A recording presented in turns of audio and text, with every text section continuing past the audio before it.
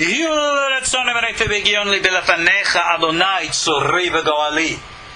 words of my mouth and thoughts of my heart be acceptable before you, O God, my rock and my redeemer. Shalom all, and welcome. I am your host, Ariel Bar-Tzadok, and you find me online at koshertorah.com.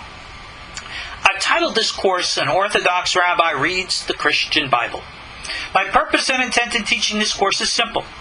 I want to be able to explain why Torah Judaism and Torah faithful Jews do not and will not accept or embrace the teachings of the Christian religion. I have no intentions or desires in this course to attack the religion of Christianity. I am not here to challenge or critique those who embrace the Christian faith. I am not here to talk about Christianity at all, even though, due to the nature of this material, I am sure that I will not be able to avoid the topic entirely. Nevertheless, I am here to look at the Christian Bible from an entirely Torah point of view. I begin with certain premises. I do not deny the existence of an historical Yeshu, be he called Yeshua or what. The Torah faithful Jews, Yeshu was not, is not, and can never be the Messiah of Israel.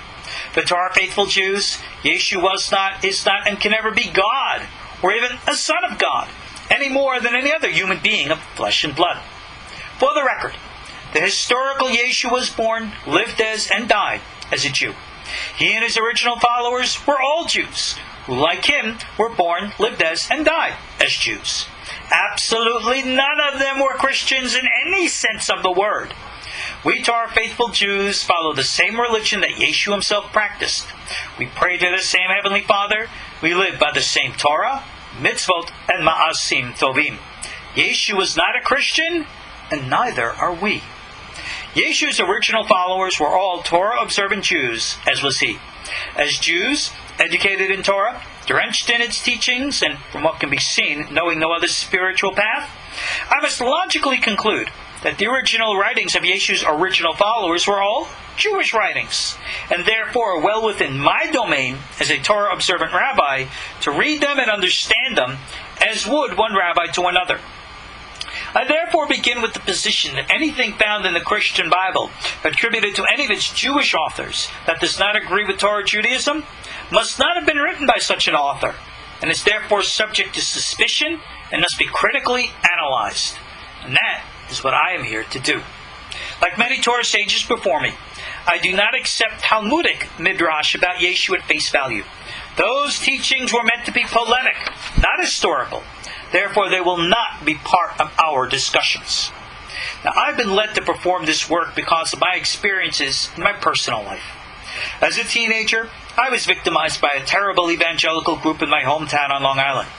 This group was led by a very evil, lying, deceptive individual who turned out to also be a pedophile.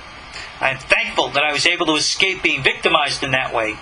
Nevertheless, this individual sought to clandestinely place his minions in Orthodox yeshivot in Israel to get them to learn about Judaism, with the attempt to make it easier for them to persuade Jews to convert and join their fold. I fought long and hard against this group, and I'm proud of my contributions in thwarting their efforts. It was through them, and because of them, that I became exposed to Christianity, and have therefore devoted the last 40 years of my life to study and investigation, to discover whatever of the truth that is still out there to be discovered. And now, after 40 years, I feel confident and ready to share my insights and discoveries with you. So again, I reiterate, I am not here to attack our God-fearing, Bible-believing Christian neighbors. I hold them in the highest esteem and respect. I'm here to explain to you, to them, and to all willing to listen, what we Torah faithful Jews see when we read the Christian Bible, and why we see what we do. And now, let us proceed with tonight's lesson. Alrighty. We are going to pick up where we have been leaving off. We are in chapter 21 of the book of Matthew. Now, remember what we have seen up until now. Not only in my eyes, but in the eyes of many Christian scholars, Yeshu was clearly a zealot. The historical Yeshu and his movement was clearly associated with the violent branch of the zealot movement, who were very much involved in the planning of a violent insurrection, overthrow of the Roman government, recognizing, knowing full well how overwhelmingly bloody such a struggle would be, and they were preparing for martyrdom. Yeshu was coordinating, in quote, his ministry with the specific intent of actualizing his military conflict at that time. Unlike the Christian message, which portrays Yeshu as a pacifist who surrendered himself to death for the sake of saving of sins, we do not find this in the original teachings. And through the many lessons that we have had previously, we have seen over and over and over and over again this zealot plot. And we continue to see it ever so glaringly here. Because it is in these chapters 21 and 22 that indeed the insurrection unfolds. Chapter 21. It says, when they drew nigh unto Jerusalem, they came to a town called Bethphage. Bethphage? Bethpage? Place on Long Island. I don't know. Alright. They come now to the Mount of Olives, and Yeshu says he sends two of his Talmidim, his disciples. Alright? He says, go into the village over against you. Straightforward, you're going to find an ass tied and a colt with her. Loosen them and bring them to me. And if any man say what you do, you shall say, the Lord hath need of them, and straightway he will send them. And it says here, all this was done that it might be fulfilled that which is spoken by the prophet. This is from Zechariah. Tell ye, daughter of Zion, behold, thy king cometh unto thee meek, sitting upon an ass, and a colt, the foal of an ass. So, there is an old teaching that says, and this is based on the numerous, I should say based on the words of the prophet, says, that the Mashiach will come on an ass. And some interpret this to be symbolism, some interpret it to be literal. Yeshu, the master of image, Yeshu would have found his way in the marketing media world today. He would have been one of these mega church type leaders, because he really understood how to market his message well. And he wants to come into Jerusalem now riding on a donkey. Now, in all due respect, donkeys in ancient Israel were common. They were all over the place. And it would be very common for people to be riding a donkey. So, what's the significance of Yeshu riding a donkey? Well, being that he has been so subtle, he doesn't say, I am the Messiah, because if he did, he'd be arrested and charged with treason.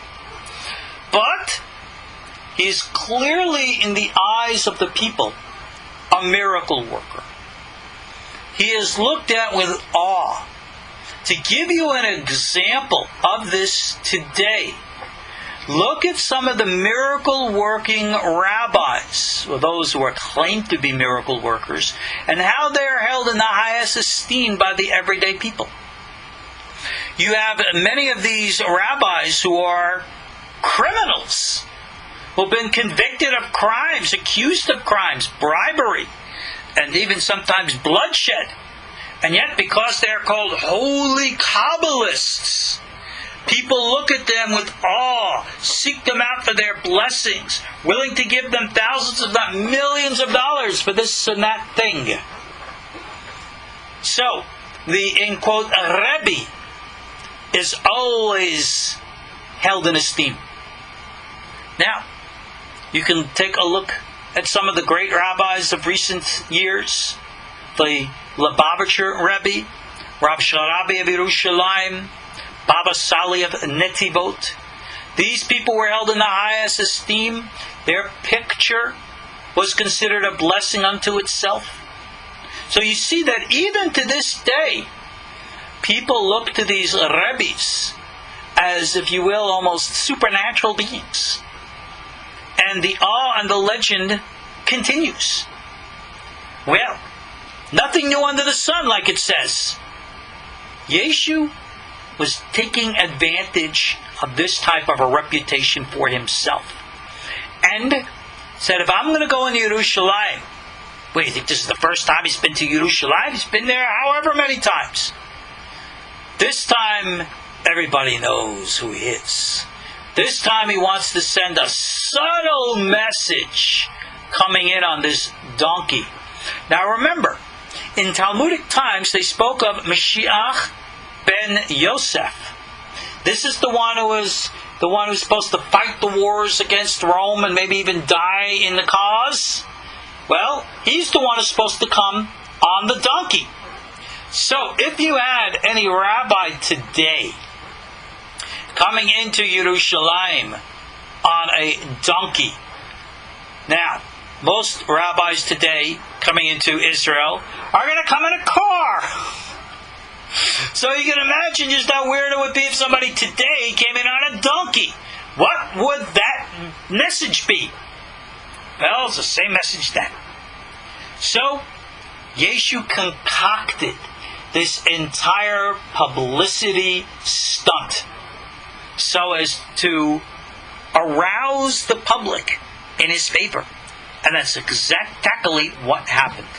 So his disciples went and they did as Yeshu commanded. They brought the ass and the colt. They put on their clothes and they set Yeshu on it. And a very great multitude spread their garments on the way. Others cut down branches from trees and strawed them in the way. Throwing down the branches. I would have thought that this would have been Sukkot.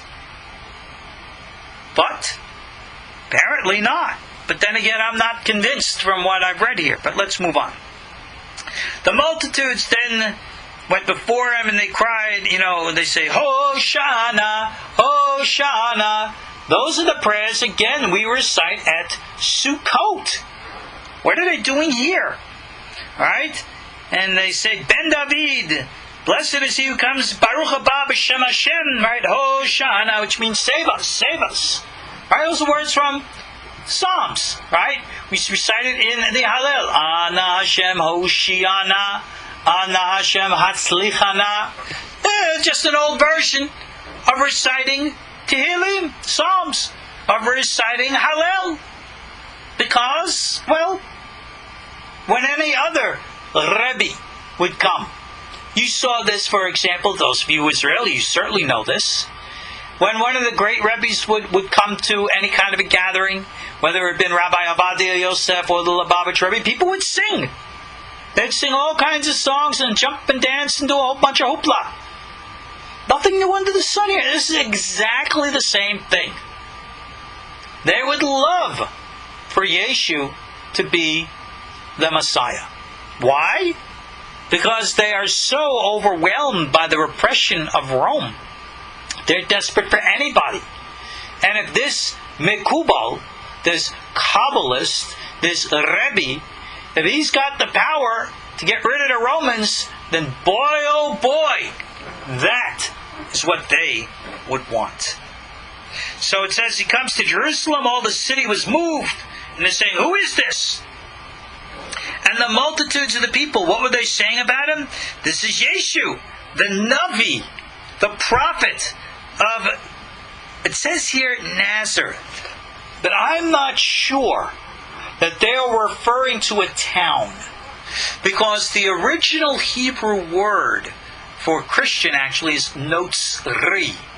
Notzri, people think, comes from Nazarene or Nazareth. But no, it doesn't. The word Notzri is the adjective form from the base word Notzer, which means a guardian. Now, a guardian, the name of Yeshu's political party wasn't the Zealots or the Sicarii. Apparently, they were called the Notzrei Torah. Alright? Notzrei Torah or Notzrim. They considered themselves the guardians of the Torah. They were the guardians of the faith. And to this day, the word Notzri or guardian is known in its Aramaic form by another radical, extreme, and possibly violent group in Israel today. They're called guardians of the city. And they're called in Aramaic, Neturei Karta. Neturei is the Arabic for Notzrei. So Yeshu is this Navi of the Notzrim. He's of the Guardian Party. He's of this zealot movement. Whoa, whoa, whoa. That makes him something special.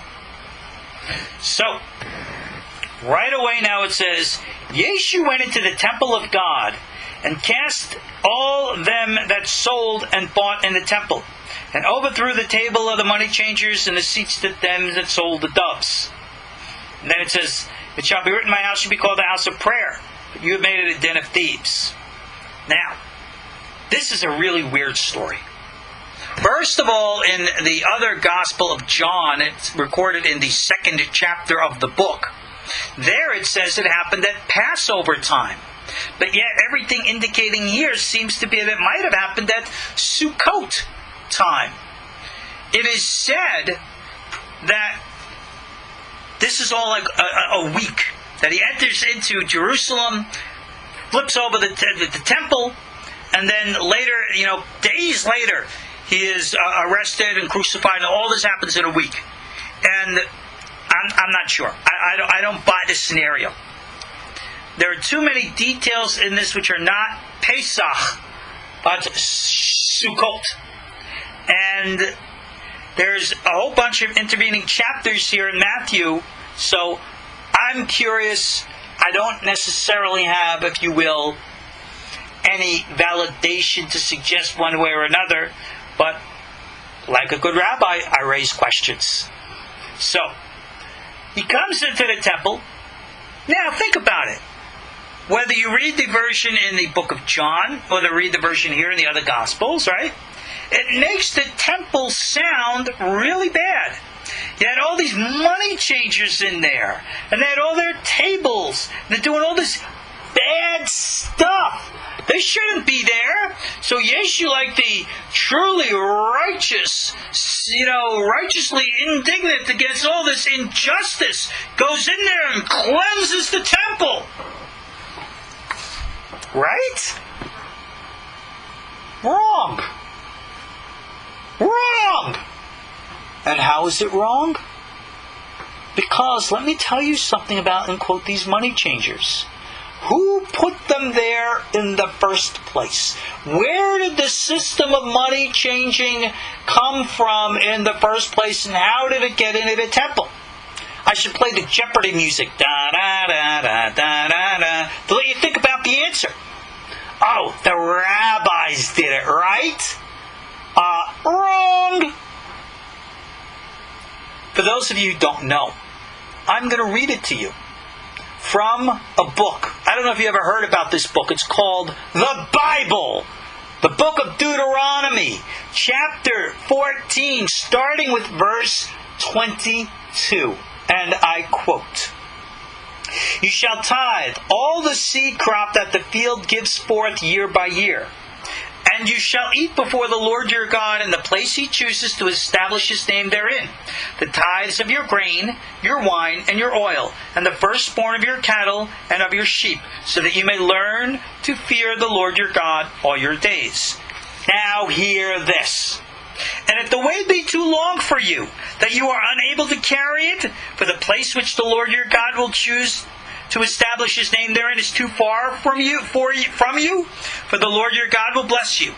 Then you shall turn it into money, and bind up the money in your hand.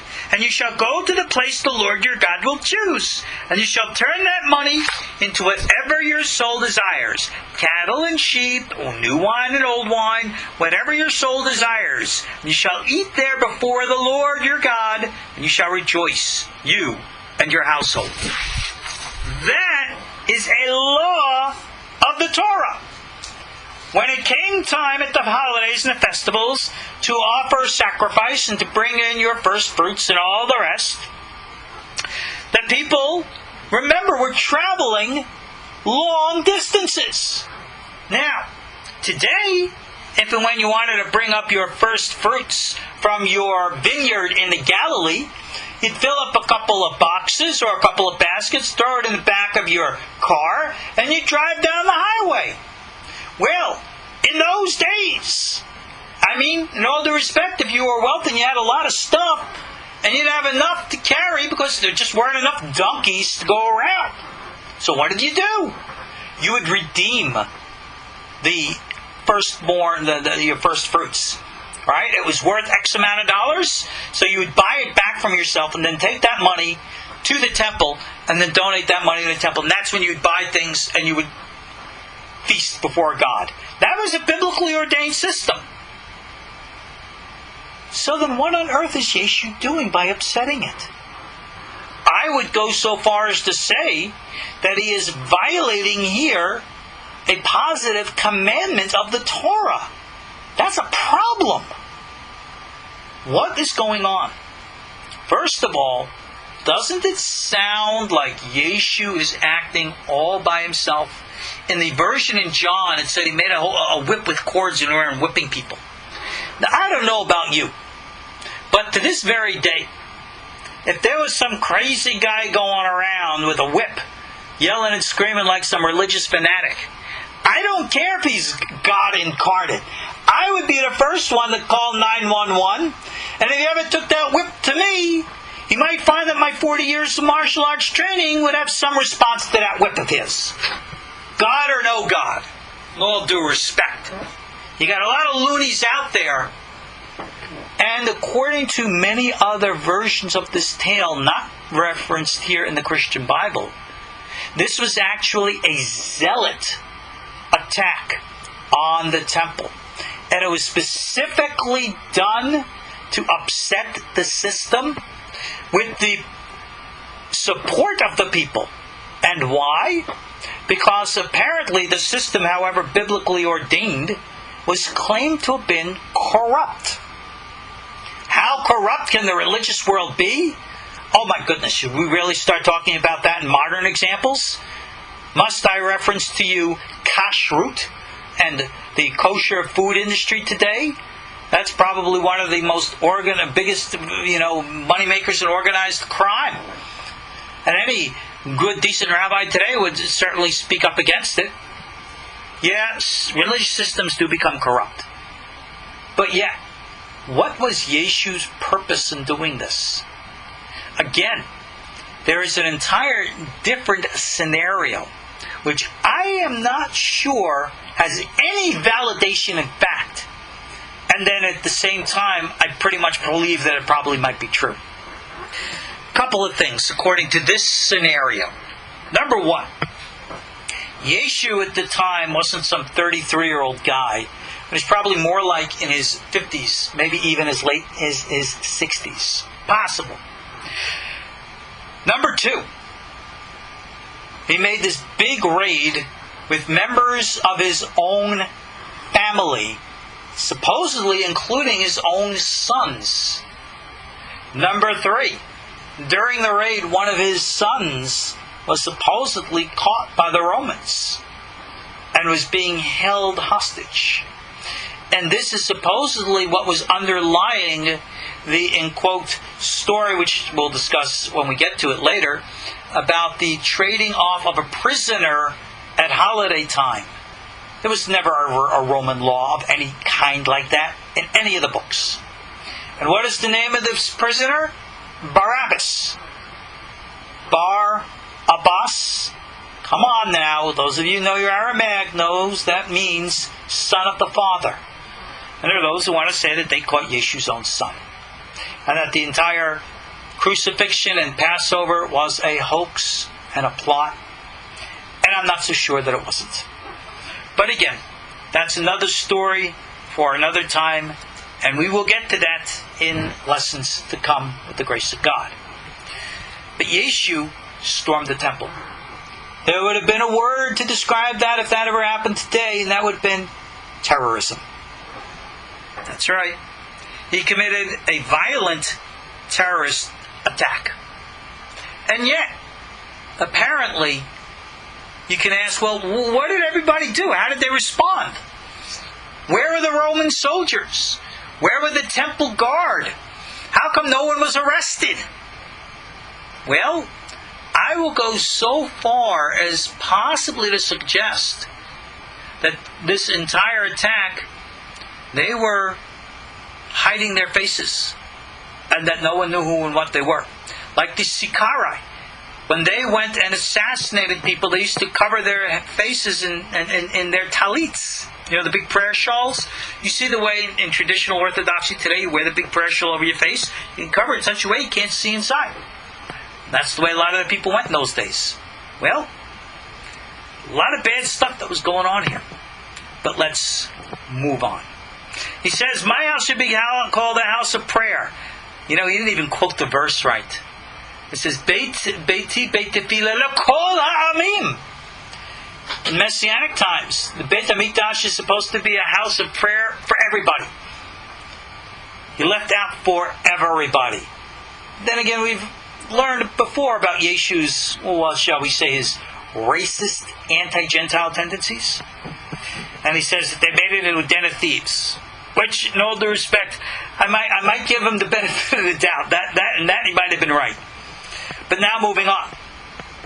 The blind and the lame came to him in the temple, and he healed them. Really? You just commit an act of violent terrorism against the temple, and then you decide to just sit down there and perform healing, and everybody's okay with that? Again, there's a significant inconsistency here that I'm not so sure is right. But moving right along. Now when the chief priests and the scribes saw the wonderful things that he did, overturning the temples, that's wonderful. Isn't there a inconsistency here? I don't know if these two temple visits, maybe they merged two different times together here, because it just doesn't sound right. But anyway, getting back to the point.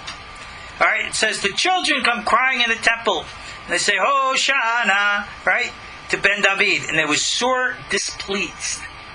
Calling anybody Ben David, that is like today calling somebody Melech HaMashiach. How do you think the Israeli government would respond if they had a modern day Rabbi who you had tens of thousands of people claiming that he was Mashiach? I mean, frankly, who would care? But if these people got involved violently, politically, to try to actually make their man the new government, well, then the government might intervene. So, for example, back in the 1990s, when you had the 90-year-old Lubavitcher Rebbe, if everybody wants to call him Mashiach and sing around, we want Mashiach now, good for them. But can you imagine if groups from Kfar Chabad started committing acts of terrorism around Israel, and the Rebbe came to the land, and people were literally thinking of trying to overthrow the government to install him as the leader? You can imagine what would have happened. Well, that's exactly what's happening now at Yeshu. The chief priests, they were not known for their piety. They were Roman lackeys. They were, if you will, collaborators. So, needless to say, they didn't like some homespun, grassroots movement. Not good for them.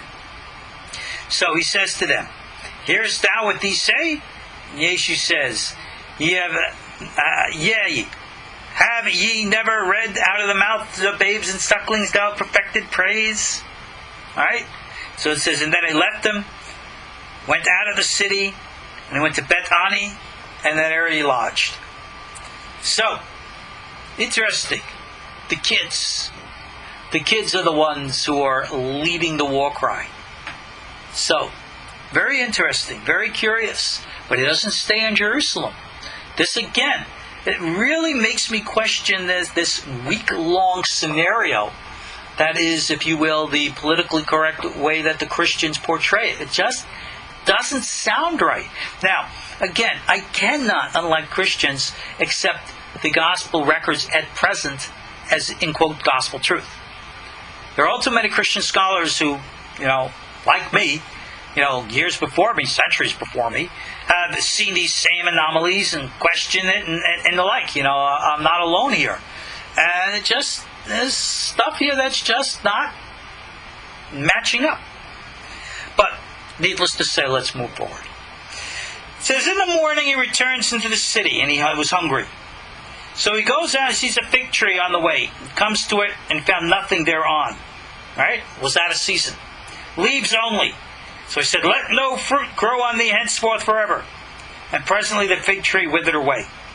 And his disciples saw it, they marveled, saying, how as soon as the fig tree withered away? Yeshu said, right? Verily I say unto you, if you have faith, and doubt not, you shall not only do this which is done to the fig tree, but also if ye shall say unto this mountain, be thou moved, and be thou cast into the sea, it shall be done. We'll get to the next verse in a minute. Now, if this story has any literalness to it, because I can see this as a really interesting symbolism, it would have been an act that's both bizarre and cruel to expect a fruit tree to bear fruit outside of its normal way. You don't see God cursing fruit trees in the winter because it's cold. Right? You can imagine the angel of the fruit tree saying, what are you doing? Well, I demanded of you fruit. Well, it's not time yet. You want fruit, Go do a miracle. So no, I don't take this story literally.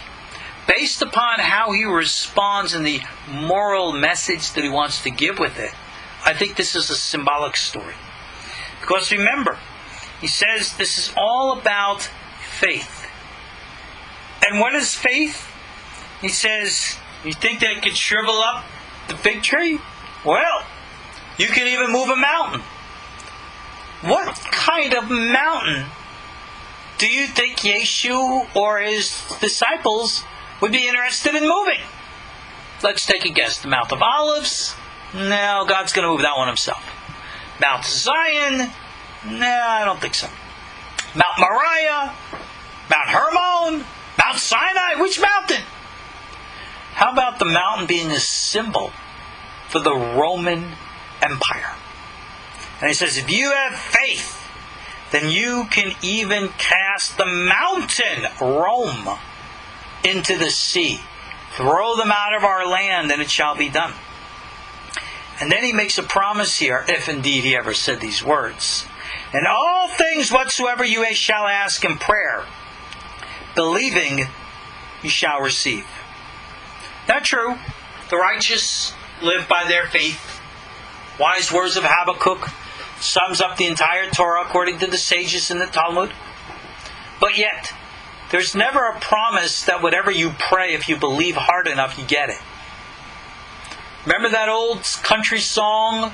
Lord, give me a Mercedes-Benz or something like that? How many of us have prayed, bottom line, for real silly stuff? Lord, I really want that new thing, or this, or that. And you didn't get the answer. You didn't get a response. You certainly didn't get the thing. And you say, well, I guess my faith wasn't strong enough. See, that to me is a misguided teaching. I think that's a false teaching. Because when we say, not my will, but thy will be done, then it's God's will that be done, not ours. So for us even to, if you will, have a will with regards to personal things, other than for, like healing, desperate things, it's just not the message that needs to be. So I question if Yeshu ever taught these words, and if he did, then I would have a word with him on that, because history has proven that it's just not true to anyone, anywhere, at any time. That's just the way it is. It's God's will that be done, not just what we ask. Moving right along. Another little curious Pharisaic interaction here. It says, and when he had come into the temple, this is the first time? Before and after the money changer temple, the tables? What's going on? It says here, the chief priests and the elders of the people come to him as he was teaching. And he goes, by what authority do you teach these things? And who gave you this authority? If you're a Rabbi, where did you get your ordination from? Right? Where'd you go to school? Who's your Rabbi? Those are common questions asked in Orthodox circles to this very day. And that's why, to this very day, most Orthodox rabbis will, if they advertise or speak about themselves, will say where they learned and who their rabbis were. It's an ancient tradition, and this is why you will find, even in Pirkei Avot, sayings of the fathers, you have one rabbi who's always said to be the disciple of another, etc., and so on, to show, if you will, the chains, and the links and the chains of command, if you will. So, they're asking him that question. By what authority do you do what you do? So Yeshu answers and says to them in a typical Pharisaic question for question. I also got a question to ask you, which if you will tell me, I will tell you by what authority I do these things. The baptism of John, whence was it? From heaven or of men?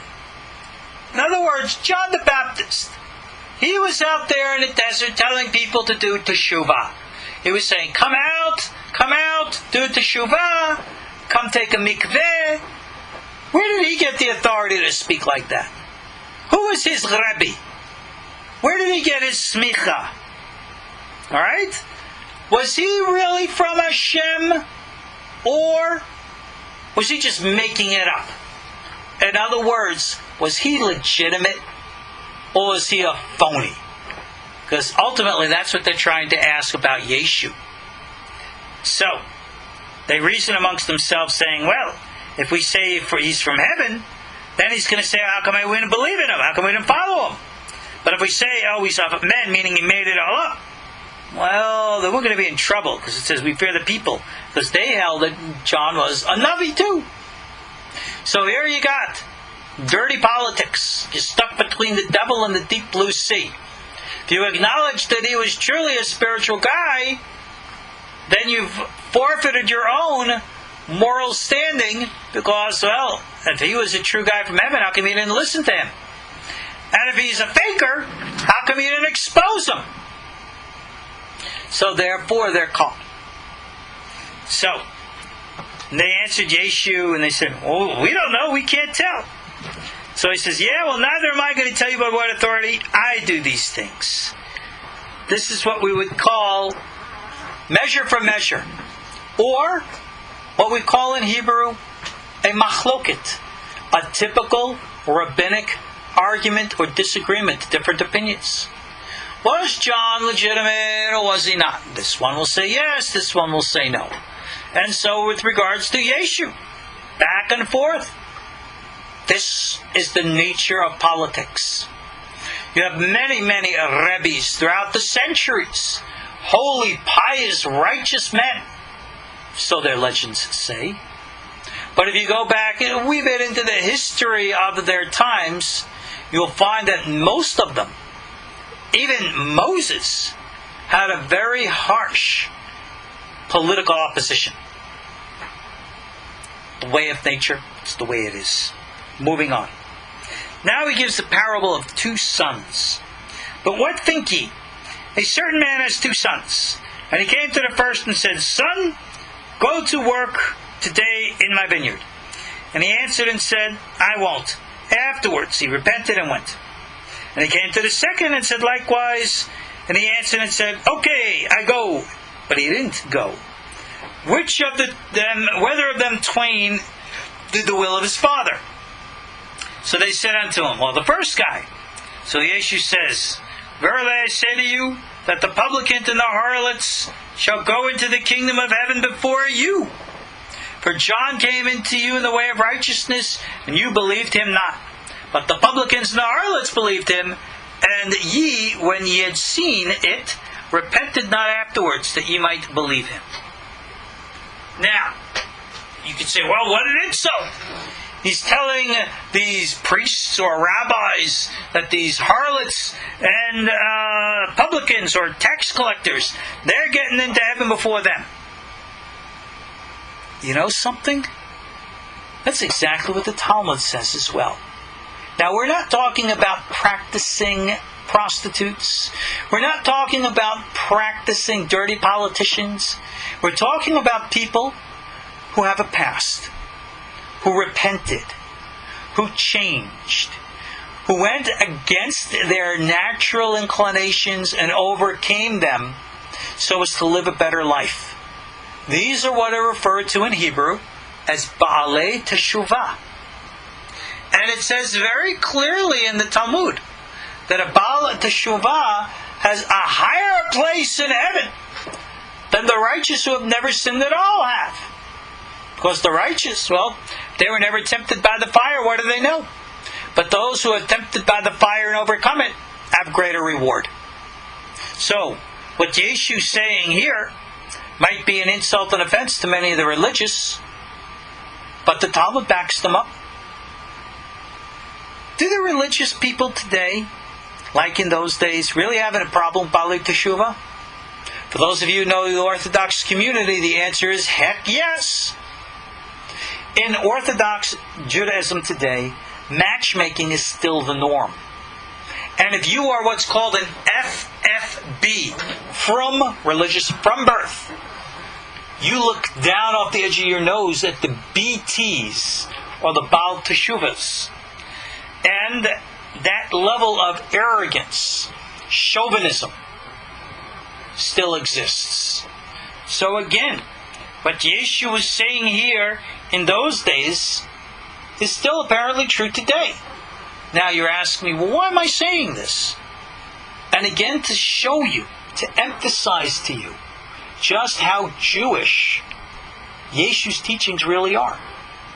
Because you can point to his torch of righteousness, if you will. But that's not his torch. It's the torch of the Talmud. It's the torch of the Gemara. It's the torch of the Torah that every rabbi, both before him and after him, has always raised and spoken the truth against religious hypocrisy, which is no different in his day as it is today or any day. And now is spread beyond Judaism as a religion to almost all others. There is nothing Christian here. That is what we must understand. Moving right along. He says, here another parable. There was a certain householder, planted a vineyard, hedged it around about, dug a wine press in it, built a tower, and let it out to husbandsmen, and went into a far country. When the time of the fruit drew near, he sent his servants to the husbandmen that they might receive his fruits of it. In other words, he wanted a share. Husbands took the servants and beat one and killed the other and stoned another. So he sent more servants than the first. They did unto them likewise. But at last, it says he sent to them his son. Luckily, in this time, the son is with a small s, as opposed to a capital S, trying to make some, hinting here. So it says, they will reveal my son. But when the husbands saw the son, they said unto themselves, this is the heir, come let us kill him, and let us seize on his inheritance. So they caught him, cast him out of the vineyard, and slew him. When the Lord therefore the vineyard come, how will he do unto the husbandmen? Or, in other words, let's continue here. They say unto him, he will miserably destroy the wicked men, and will let out those vineyards to other husbandmen, which shall render him the fruits of their seasons. So Yeshu said, did not ye ever read the scriptures? The stone which the builders rejected, the same has become the head of the corner. This is the Lord's doing, and it is marvelous in our eyes. Again, more Psalms. I'll get to that in a minute. He says, therefore I say to you, the kingdom of God shall be taken from you and given to a nation, bringing forth the fruits thereof. Now, who do you think he's talking to? And who do you think he's talking about? You would think that the religious hierarchy and establishment are the ones who would be in the forefront to rebel against Rome, establish the Jewish monarchy and the like. We would think that today. Where would Mashiach come from today? Obviously from the Orthodox Jewish community, right? But what if he doesn't? What if he is not a black hatter? What if he doesn't speak Yiddish? What if he served in the Israeli army? What if he doesn't wear a kippah or even have a beard? Oh my goodness, that couldn't be Mashiach. Well, I guess that was the same argument that had in Yeshu's day too. Well, even though I think Yeshu had a beard. See, Yeshu was saying, bottom line, you had the people who are supposed to be in charge, but if they're not doing what's right, then they're going to be replaced. And he applies to it the scripture verse from Psalms that the stone which the builders rejected has become the cornerstone. Even ma'asu abonim hayeta rosh pina. What does that verse mean? It can mean anything you want it to. You can go and look in numerous commentaries, and every commentary will have a different interpretation. So if Yeshu wants to refer to that as a reference to the Bali Teshuvah, or if you will, the stone which the builders, which the from birth people reject, and that they then become the foundation, that's the way you want to interpret it? As the Talmud teaches, that again, the Bali Teshuvah rises to a place higher than the righteous? You want to interpret it like that? Fine. There is no problem in doing so. So when he says, "Whosoever shall fall on this stone shall be broken, but whomever it shall fall, it will grind them into powder." Yeshu's stone of Bali Teshuvah are those who are joining his political movement, are those who are willing to become martyrs for the cause, are those willing to pick up the sword and to fight and to die. In essence, what he is saying is, my army will defeat the religious establishment which has become subjected to and submissive to Roman authority. We will overthrow the status quo and bring in a true guardians of the Torah party. That's the subtle message here. Now you understand what it says next. And when the chief priests and Pharisees had heard his parables, they perceived that he spoke about them. Oh, they're taking this very personal. They darn well knew what he was saying. But when they sought to lay hands on him, they couldn't, because they feared the multitude that took him to be a prophet. Now think about it. If you really want to see how this is in action today, look at some of these modern, in quote, Mikubalim, Kabbalist types in Israel, who have these awesome reputations and who are under indictment from the Israeli government for this and that crime, but no one wants to touch them because, oh, God forbid you touch that, you start a riot with the people. Moving right along. It says, and Yeshu answered again, spake to them another story. He's telling stories. He's such a chassid, telling stories. The kingdom of heaven is like unto a certain king, which made a marriage for his son. He sent forth his servants to call them, and they were bidden to the wedding that they would not come. To who? The fancy guys. So again, he sent other servants, saying, tell them which are bidden, behold, I prepared a dinner. My oxen, my fatling are killed. All the things are ready. Come to the marriage. In other words, the insurrection is ready. We're ready to have the installation of the new kingdom. You have to be part of it. Come join the army. But they made light of it, and they went their way. One that was farm, and the other was merchandise. The remnant took his servants and entreated them spitefully and slew them. So when the king heard thereof, he was wroth. He sent forth his armies and destroyed the murderers and burned up their cities. Subtle hint what Yeshu's people are going to do to those who oppose him. Remember, if you're not with me, you're against me. That's what he said. So then he said to his servants, the wedding is ready, but they which were bidden are not worthy. Go ye therefore into the highways, and as many shall find, bid them to the marriage. In other words, go get the Bali Teshuvah. So the servants went out into the highways and gathered together as many as they found, both bad and good, and the wedding was furnished with guests.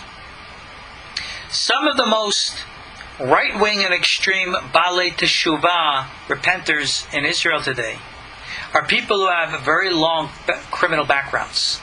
You had literally people who were drug addicts, prostitutes, mafioso types, all right, who have repented and become religious.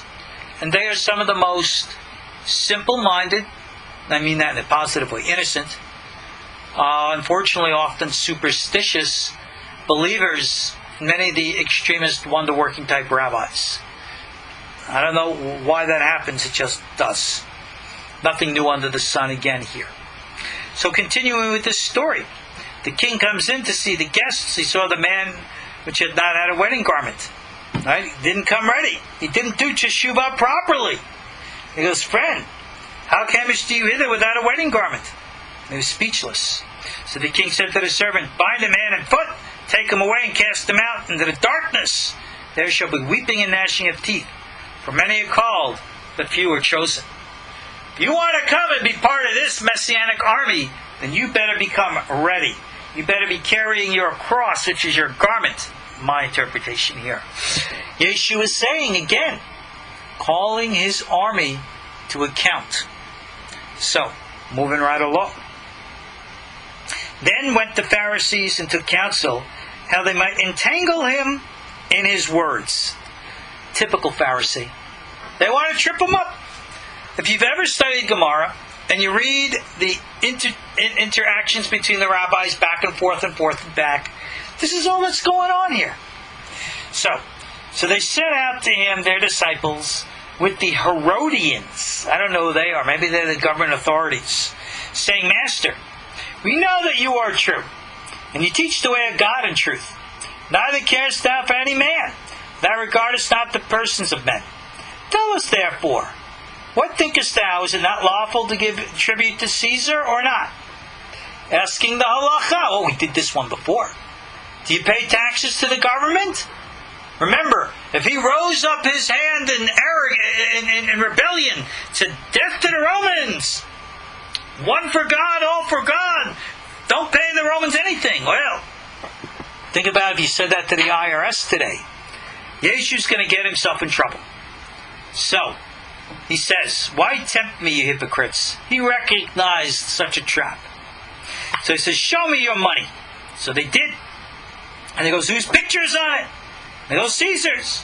And then he goes, the wise words, render to Caesar the things which are Caesar's, and give to God the things that are God's. In other words, wisely, he trapped them. He turned around their little trick on them. He said, sure, you have to pay the taxes because you got to be true to the government, but at the same time, you got to be true to God's government. Double-edged sword, he answered with. So when they heard these things, they say they marveled and they left them and went their way. Why they marveled, I don't know. Whatever.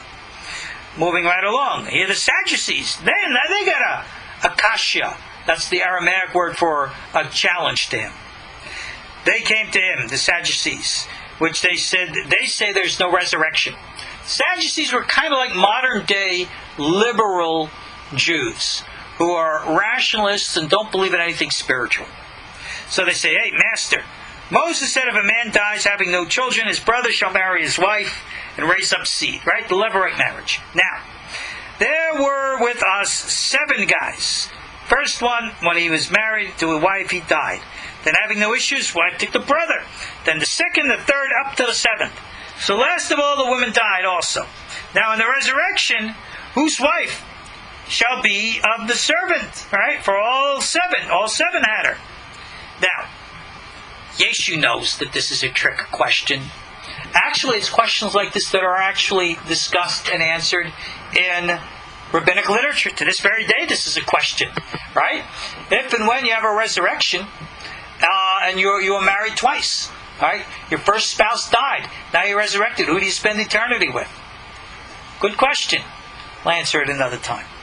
So Yeshu says to them, hey, you do err, not knowing the scriptures nor the power of God.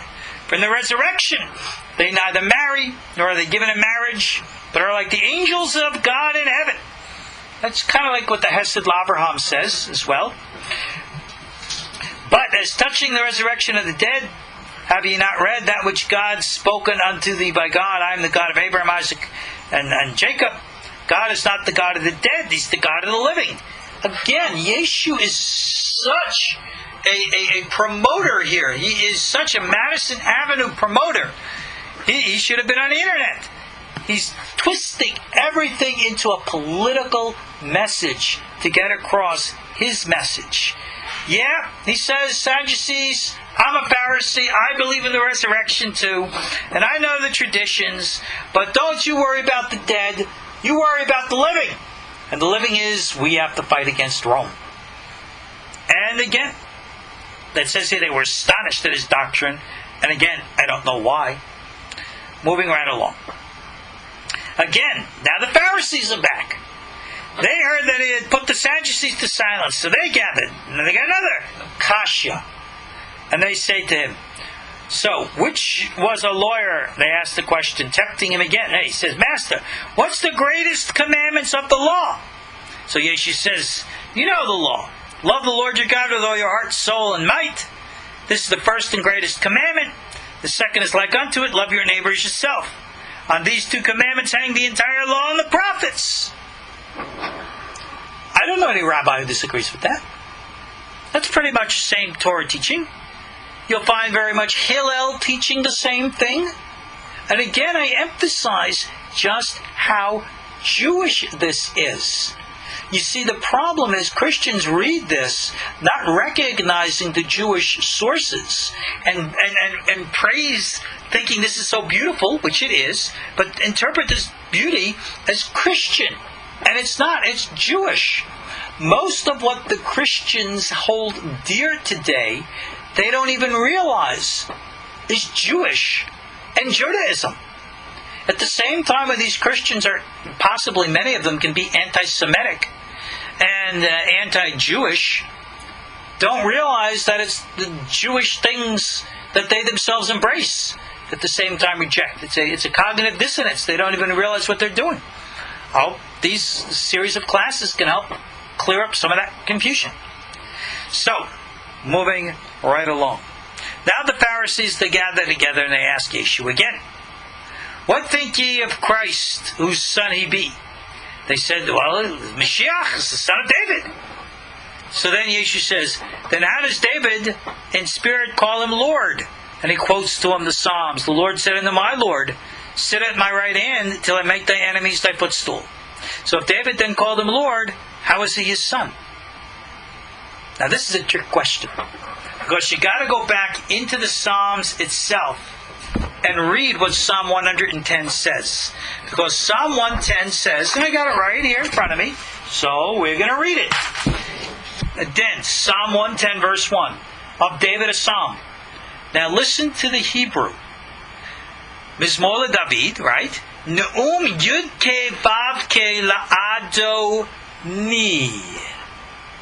The Lord, Hashem spoke to my Lord. Hashem spoke to my Lord. Who is this Lord that David is speaking about? Certainly not his son. This is not a reference to the Mashiach at all. It says, wait for my right hand until I make your enemies a footstool at your feet. The staff of your might the Lord will send from Zion, rule in the midst of your enemies. Your people will volunteer on the day of the host because of the beauty of holiness that fell from your womb, etc. Now, I got to move along so we can identify him. Verse 4. The Lord swore and will not repent. You are a priest forever. Alright?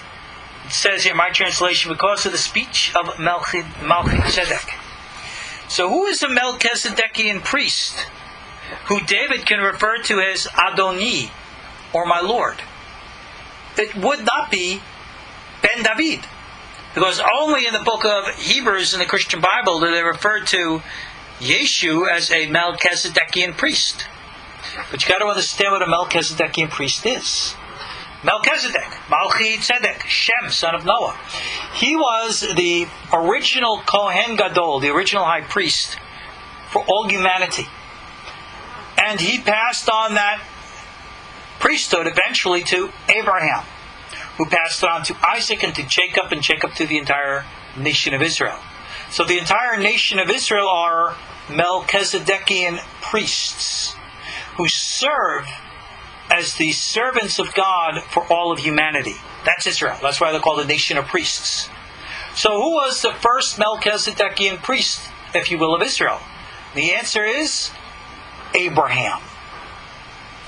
David was writing this psalm about Abraham. Abraham is David's Lord. Abraham is the one who is the first Melchizedekian priest, of which David, as a descendant of Abraham, is a Melchizedekian priest. Yeshu and every other member of the nation of Israel are all Melchizedekian priests.